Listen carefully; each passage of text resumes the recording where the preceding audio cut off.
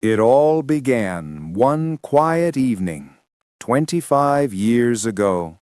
The streets of Rumokoro were already dark, the air heavy with silence, broken only by the cries of a baby. A young woman, Margaret, had just returned from the market when terror struck.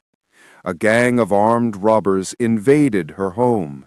In the chaos, they took her little baby girl and disappeared into the thick bush behind the village. Margaret ran after them, screaming, begging, calling for help, but no one dared to come out. The night swallowed her voice. Her husband tried to chase them, but the darkness was deep and the gunshots were real. By the time the sun rose the next morning, there was no sign of the robbers, no trace of the baby. Just silence, and a mother's endless cry. Days turned into weeks, weeks into months, and soon years passed. Margaret never forgot. She carried that wound in her heart like a shadow that refused to fade. Far away from the town, deep inside the Rumokoro forest, something strange happened that same night. An old hunter named Parakarabo was returning from a long hunt.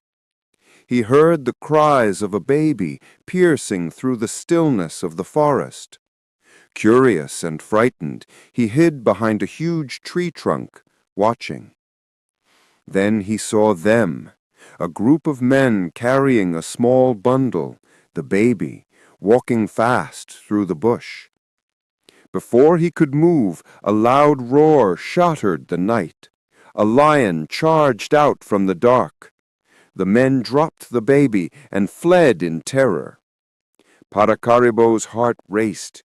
He wanted to run too, but he stayed hidden.